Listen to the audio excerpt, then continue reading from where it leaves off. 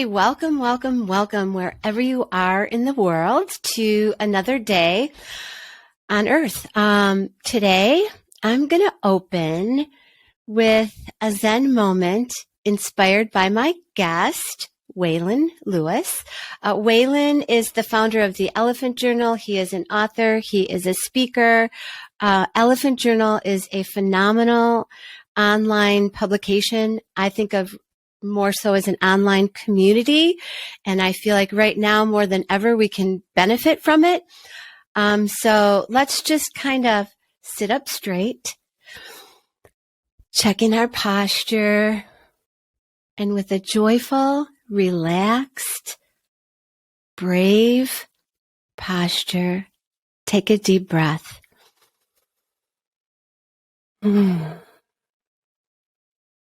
Relaxing into the now.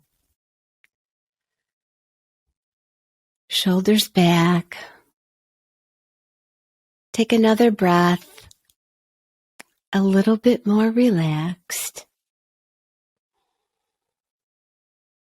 And bow with an offering of mutual respect and friendliness.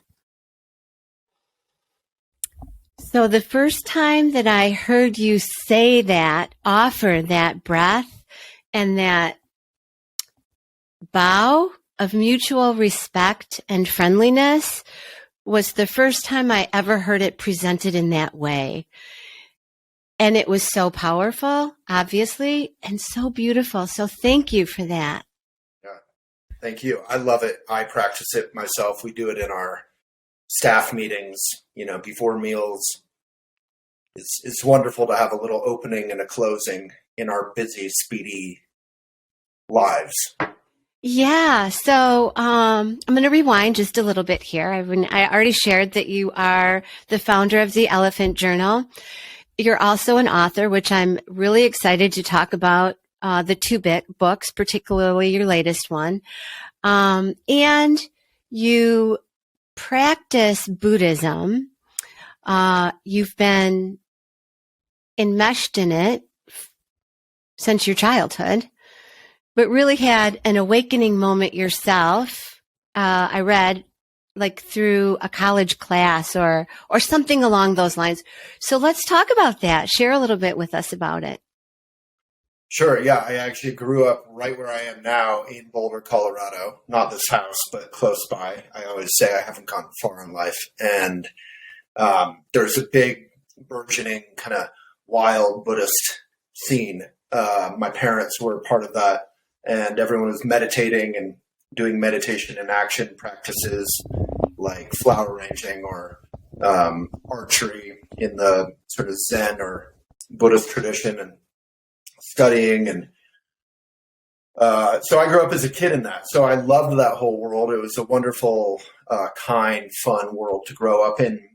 But, whenever you grow up in some sort of religion or some sort of world, you also want to get out and find the actual world out there and explore. And I certainly did that. And then, I think it was various steps where I kind of discovered Buddhism on my own terms. But, when I went to college the first year in Boston for journalism, Boston University, I was very excited.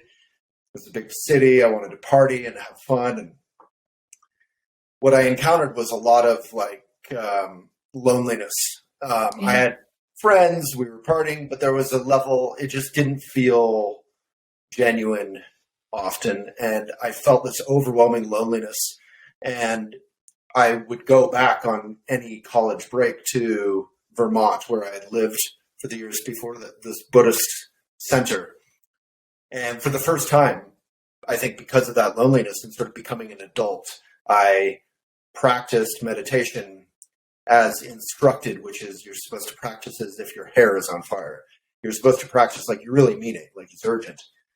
And that focus and that loneliness combined to, I remember walking out of I think it was a Buddhist seminar, Shambhala Buddhist seminar, and looking at the the pond and the flowers and the trees and everything, the sky. And it just, having that moment of being like, wow, is this the world that's always here? I was so present. And normally we're not that present. We think we kind of are, but we're just mostly present with a lot of stuff up here. Yeah. Our brain going. Yeah. So that was sort of my path in the beginning. I just discovered it in a very personal way. And I wouldn't claim any sort of fundamental awakening, but I had a lot of moments of waking up, which also was aided earlier by a high school class that was about like Emerson and Thoreau and all these folks. And they had studied Hinduism and Buddhism, and it all kind of came full circle. And I remember very kind of egotistically and naively and sort of sweetly in retrospect thinking, this reminds me of some of this Buddhist crap I'm surrounded by all the time. Maybe there's something to this Buddhism after all. It was very condescending. And then I checked out the Buddhism and I was like, wow, this is actually intellectually fascinating. It's not just meditating, which seemed really boring as a teenager. There's a lot of good philosophy or view that actually directly applies to my life, which is rather surprising. It was. I think if more people were open to digging a little bit deeper into those traditions, that they would find the relevance to today's modern times, especially with all the chaos that we're going through, right?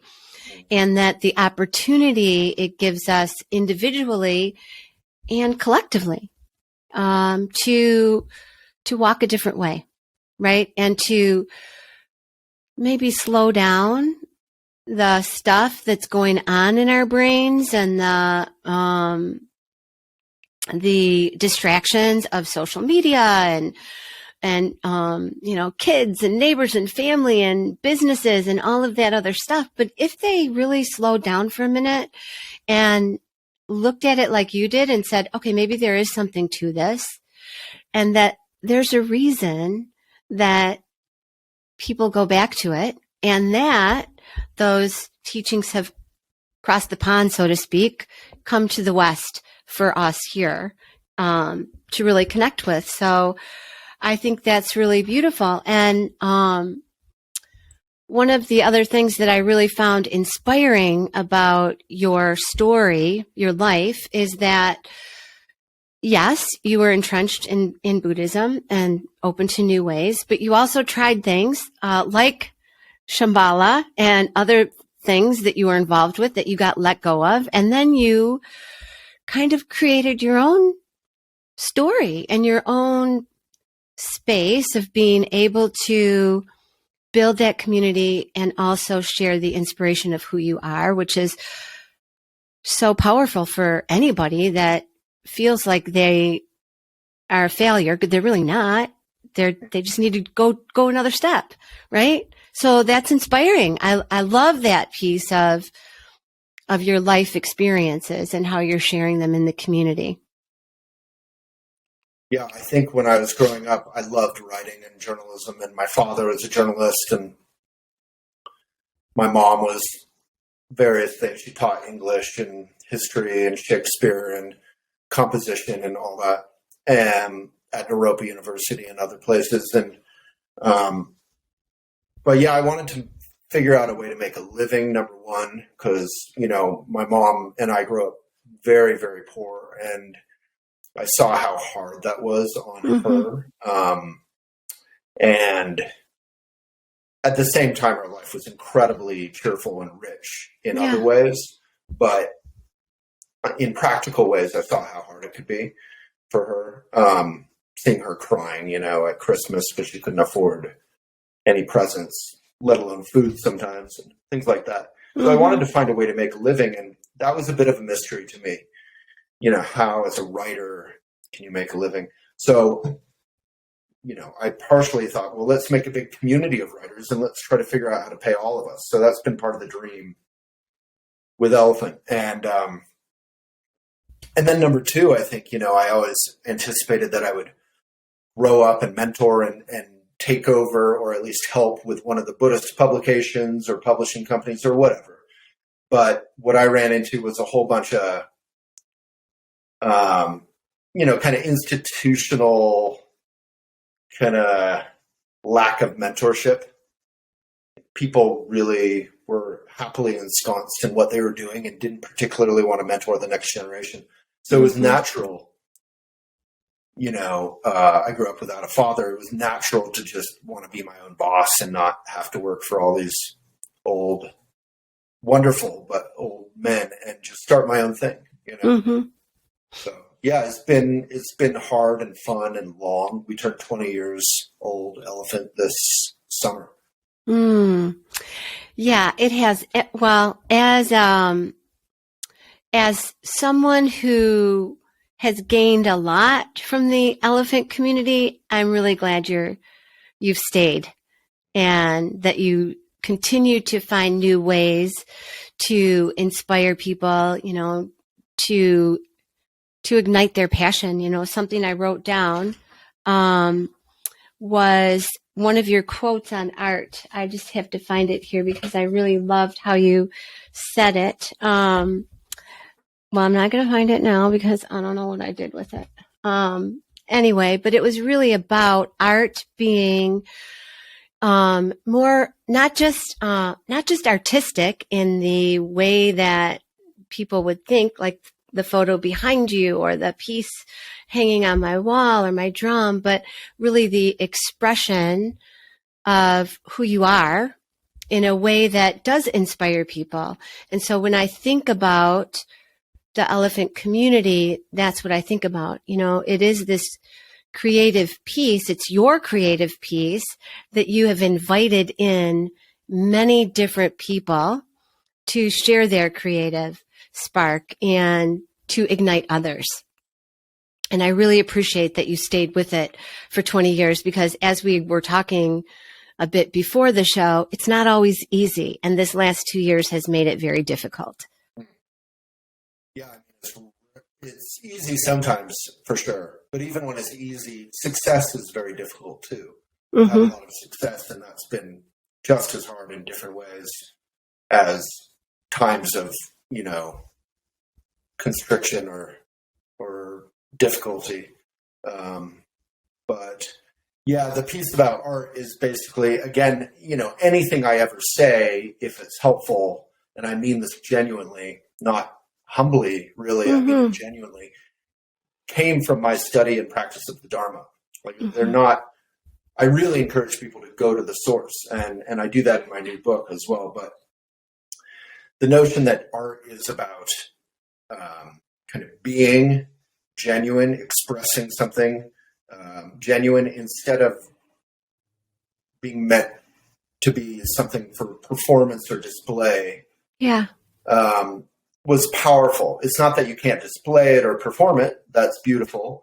But that is not rooted in the purpose of it is simply to express something genuine. And that power, which we see in beautiful dance or we enjoy in a beautiful film or we read, we read a good book and we connect with that story. It's just the human experience. And I think that's what Elephant at its best does. Is just, I talk about catharsis a lot, that feeling when you're for days or weeks or months, you're caught up in something. And then you sit down and you write just what's going on without trying to make it pretty or wise. You just write what's going on. And maybe you have a little bit of a view that you want to, as they say in Buddhism, you want to open the flower outward. So you want to write what's going on in a way that's accessible for others. And the power of just being honest about your own experience and then allowing others to enjoy that vulnerability and feel their own and is so inspiring for others. And that's a magical, process that I will never stop doing that until I die. And, I don't, even with all of our difficulties, Elephant will continue to do that with all of our writers and editors and staff. For years to come. I have no intention to stop. I mean, I wrote a new article today. It's a real privilege and pleasure to get to do it. Mm. To me, the way that you worded that is the essence of soul care, right? So with the name of the show, Impeccable Soul Care, the way that you just fully expressed it is impeccable soul care. It's whatever your vision of a soul is, that's not the main message. It's connecting within yourself and being able to share that light. And I think that's so beautiful how you expressed that. It was very powerful. So thank you for that. I really appreciate it. And I look forward to reading what you wrote today. So we're going to take a break in a minute. But before we do that, I want to mention the 2 books that you've written. And that's what we'll talk about when we come back. Things I would like to do with you. Listeners, you can't really see it, but I have a lot of tabs on here of pieces that spoke to me. And I read the book. I loved it. My daughter is getting married in next May, and I bought the book and your newest book, It's Never Too Late to Fall in Love with Your Life. I have a few tabs already here. I'm going to give both of these to them as a wedding present. There were pieces and things I would like to do with you that I sobbed through because they really resonated with me. And I'm sure that they resonated with many people. And the second book, It's Never Too Late to Fall in Love with Your Life, equally is powerful. I found myself wanting to go through it really fast and devour it because I found it so juicy. And yet I wanted to savor so much of it. And I feel like anybody that picks up this book is going to feel that and yet still want to be able to, as you suggest, take it one day at a time and just allow yourself to let it percolate with you. Yeah. So let's take a break and we'll come right back and talk about that. Wonderful.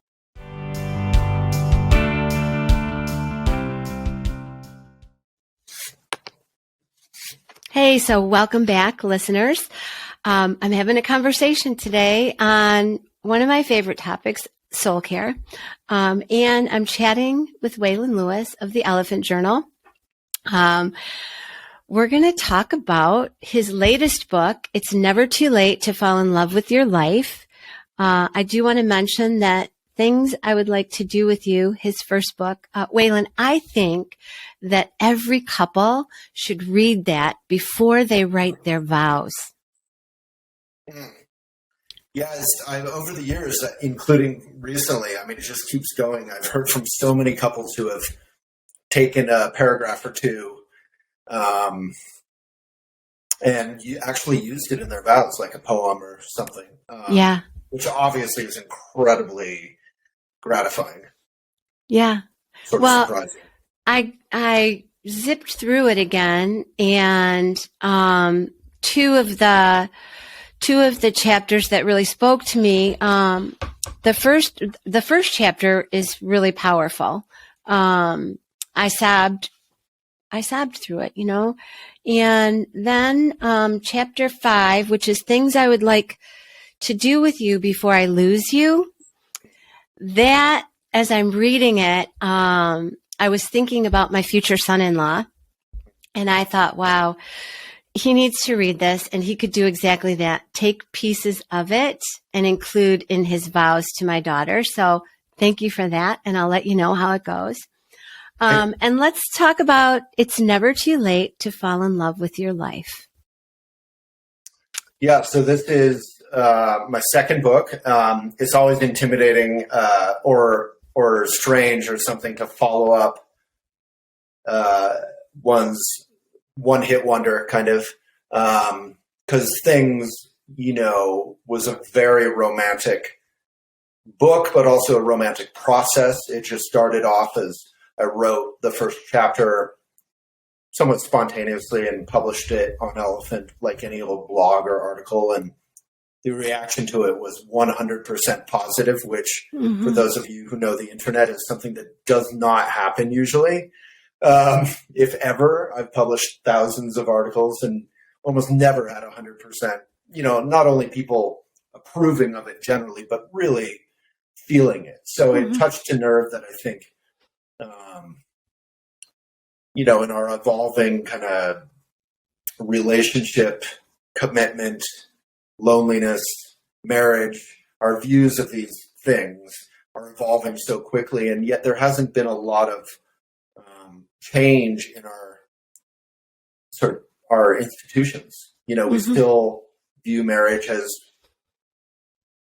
this thing to spend $100,000 plus on or whatever if you can, and it should be very happy, and there's tons of pressure and tons of, and divorce, although it's much more accepted, thankfully, is still, I think, viewed as a failure of some sort.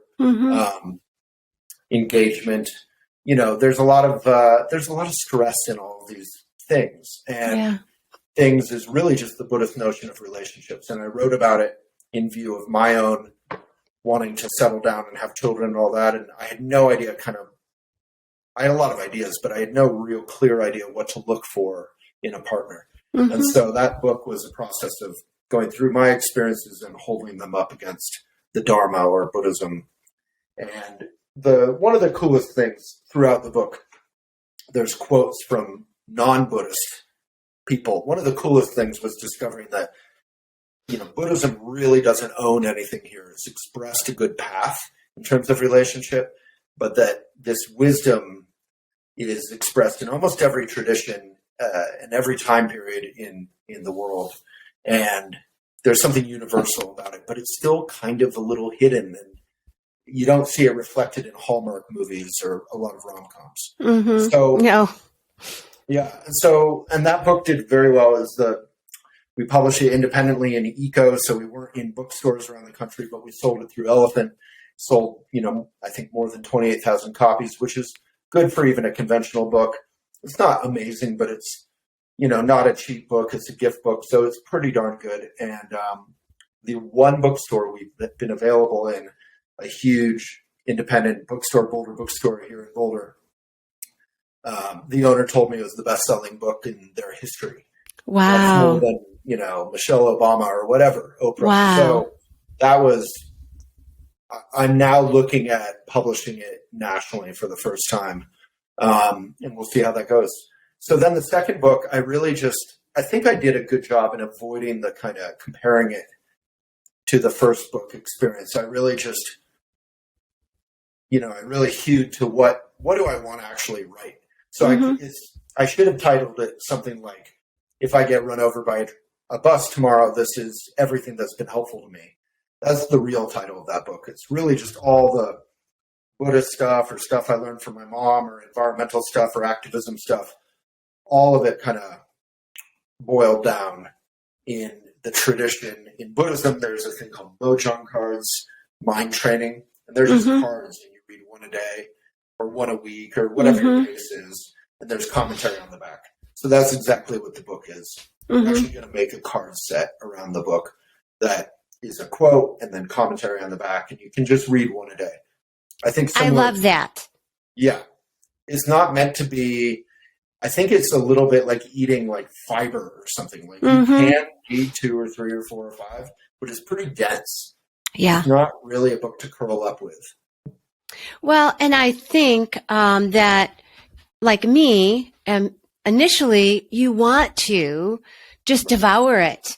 And yet, if you don't savor it, you don't really get the full impact of the wisdom of each element, each of the 108 messages that you have to offer. I look at them, and so many of them really spoke to me, like number 4, there's the sun inside all of us. Okay, one other thing that I want to say, I did not go through the whole book because, as I said, I got like halfway through, and then I thought I have to savor it. But each of the quotes is your original quote. Is that throughout the whole book? Oh, yeah. I mean, Beautiful. I think the teachings or the ideas are, as I say in the introduction, are all, from mentors or my mom or Buddhism or whatever, but they're how I would express them or write them or and how you interpret it, which I thought was really amazing. And prior, you and I talked about the changes in the world and the things that are happening. And one of the things that I like to focus on myself is friendliness and compassion. And so when I opened it up to the second one, about, is that Materi? Maitri? How do you pronounce that? Oh, Maitri. Maitri. Yes. And, I loved that the last line of your original quote is how to take care of yourself. And yet it's unconditional friendliness towards yourself. It's simple and it is hard. It is so hard at the same time. Yeah. It's not complicated. It's super simple. I can explain it very directly and succinctly. And it's a lifelong process that never ends. Yeah. That takes bravery and takes vulnerability at the same time. Yes. And words can't do it for you. You actually have to do it. Yeah. I like the end of that. It says, and you always have a choice. Avoid your reality or relax into now with a sigh, as if sinking into a slightly too hot bath. Okay, I just have to say, there's a video going around Instagram, and it's a mom, and she asks her daughter a question. Her daughter's got like a rubber ducky on her eyes, and she's laying in a bathtub. But she asks her daughter, what is she doing? And she said, I'm self-caring. And so when I read this, I'm like, and she's in a hot bathtub, and I'm like, yeah, like taking care of yourself in a perfectly tempered bath, right? Just give yourself that unconditional love and respect. The things that I've seen you teach, and you open with that bow of mutual respect and love, and seeing it within yourself too. And I liked the next one too. Right now, sit up straight, take your best posture and breathe, relax. Do it. Take a deep breath in, pause, breathe out, pause, enjoy your breath. Now is a good place to be. And the last line on that particular message is, our world needs you to be kind to yourself. I feel like when we're kind to ourselves, that's how we can radiate that kindness out to everybody else. Yeah, it's the only way, right? Yeah. Yeah. So do you have a couple favorites that you can share off the top of your head? Yeah, I should have the book with me, but Maitri is definitely, I don't know if my favorites are based on like what I wrote or the principles that I want people to grok, the principles I want people to take away. So I think Maitri is a big one. I think the notion of Maitri is so far beyond self-care, and you just expressed it. So self-care is a lot of different things to a lot of different people, but Maitri is being kind to yourself, making a friendship with yourself. Yeah. And I often describe it as, if you ever feel intimidated or lonely or out of place or awkward when you go to a big party by yourself, then think about going to that big party with your best friend in the whole world. And it doesn't really matter if you know anyone. You get way more brave and outgoing, or you're totally happy to be a wallflower and just find your fun in the moment. And that's what having a developed sense of Maitri is like. You're always with your best friend, which is yourself.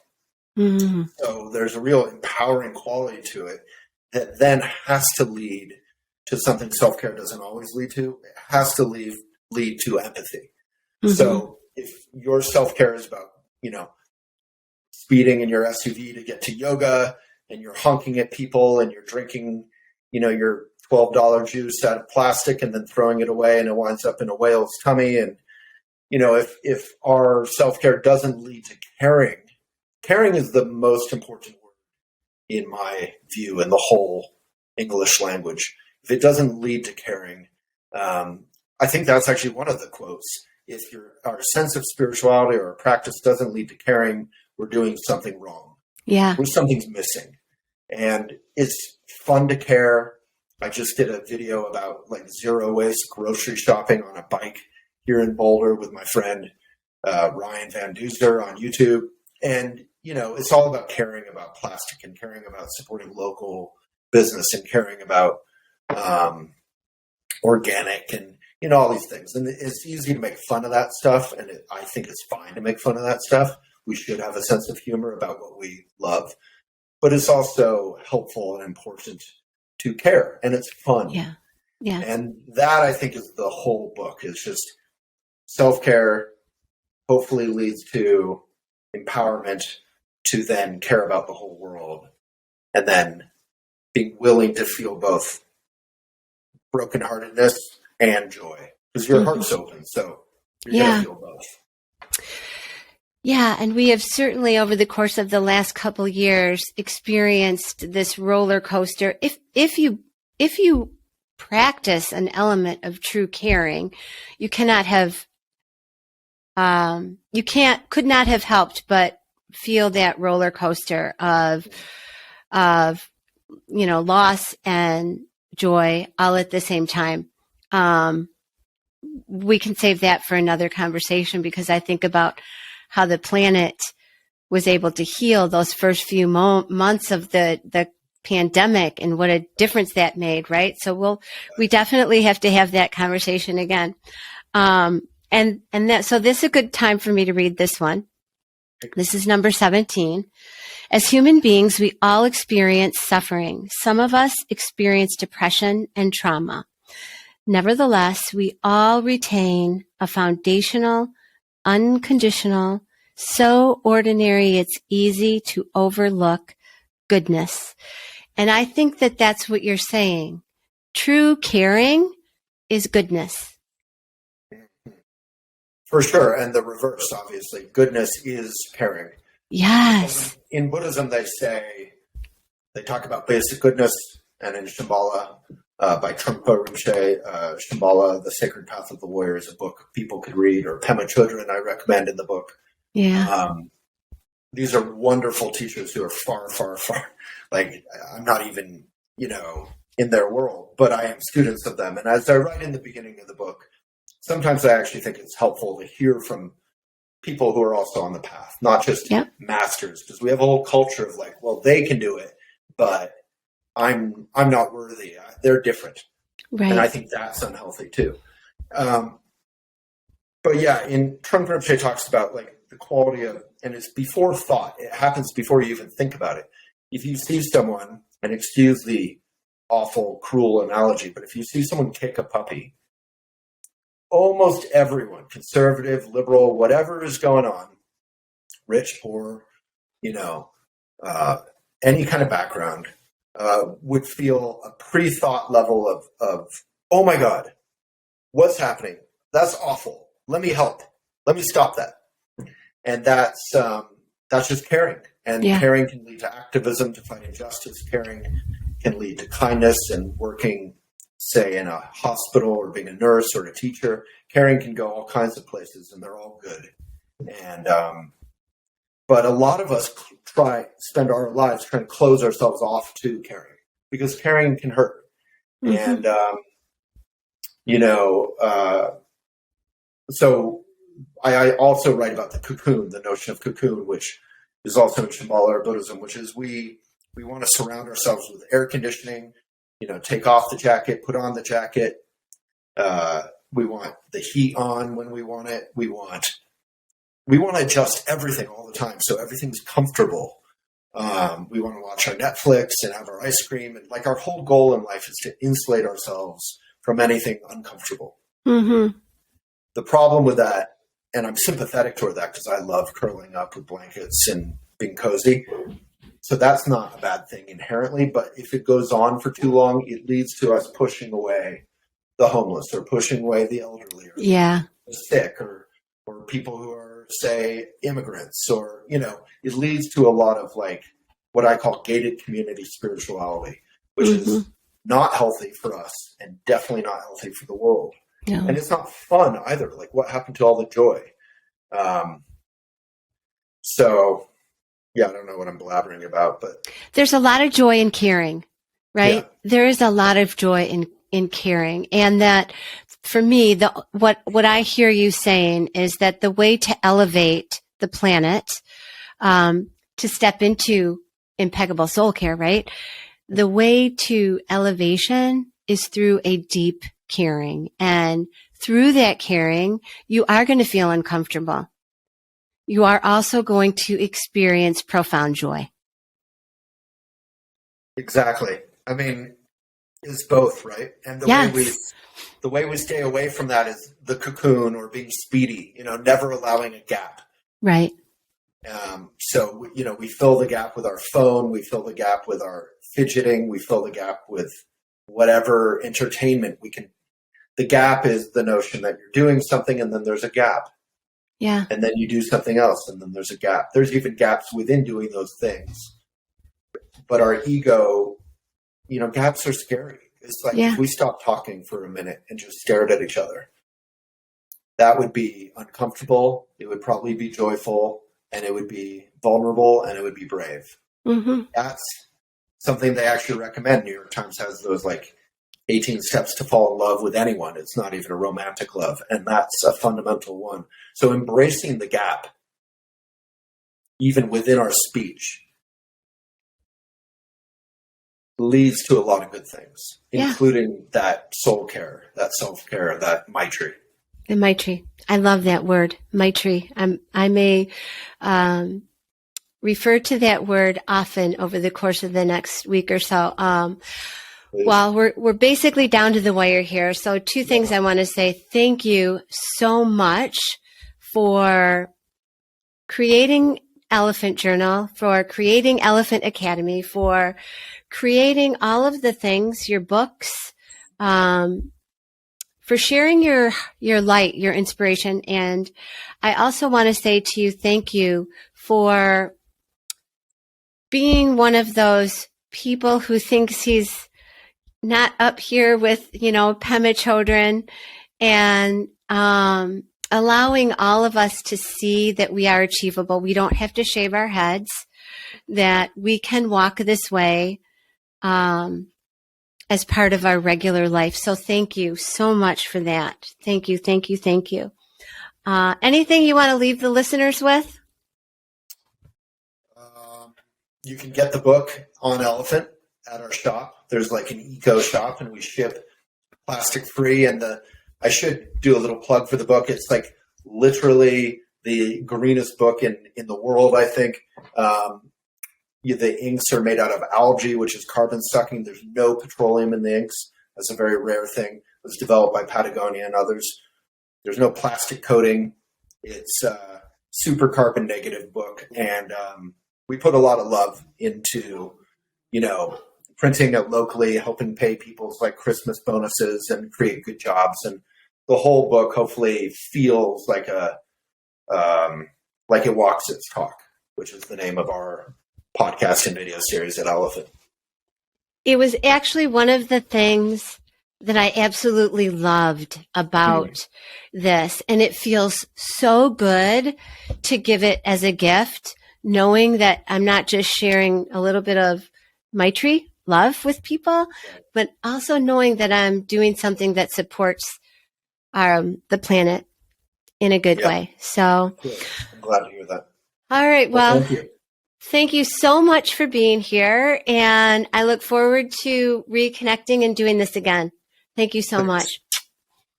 Listeners, grab the book, visit elephantjournal.com, Elephant Academy. All the links will be here on the page at mindbodyspirit.fm. Thanks again.